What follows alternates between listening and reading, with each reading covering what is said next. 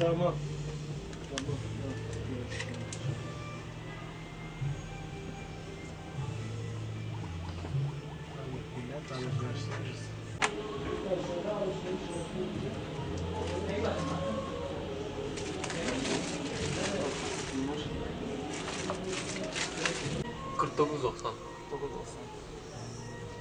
Tepeler değil mi lan tepeler? Bu da aynı.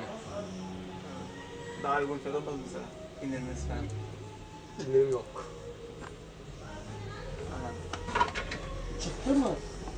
Bunlar 24.90. 24. Biraz şey olmalı, biraz ciddi tabi. Şöyle spiral defterlerimiz var. 3+1, 5.25. Şöyle spiralli diğer çeşitlerimiz var. Kareli olsun, şu olsun, 2.75. Defterin kilosu 4.75. Bu kalem Rubeniş 25 kuruş. Değişiyor yani fiyatlarımız. Şöyle şunlar 25 kuruş. Faber-Castell'ler şöyle mekanikal trikolu falan 2 TL, 3.25, 1 TL. Şöyle dereceli kalemlerimiz var. 1,5 lira. Kutusu değişiyor. Şöyle biraz fosforlu kalemlerimiz var. Şöyle el işi kağıtları, sözlük falan, resim defterleri, kağıtları. Şöyle tablolar falan var. Yazı tahtaları. Şöyle spiral defterler var. İlkokul. Defterlerimiz var. 2.25. Şöyle hediyeli kalemlerimiz var. Sotix 1 TL.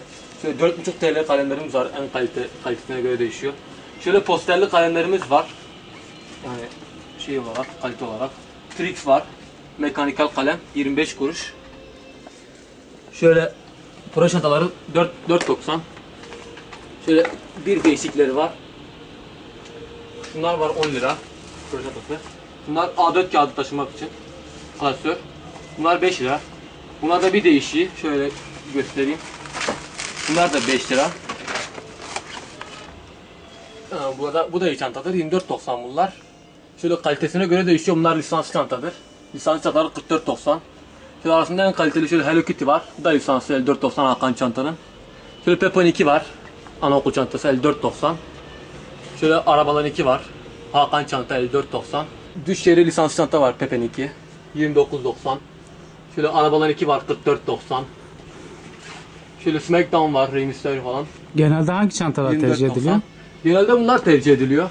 Şöyle ucuz olarak postacı çantası tercih ediliyor. İpli çantalarımız gelecektir. Şunlar var 24.90. Şöyle kız çantaları var 24.90 ilkokul. Bazı velilerimiz gelir ucuz alışveriş yapar. Şöyle masraf fazla şey girmesin diye, ucuz olsun diye.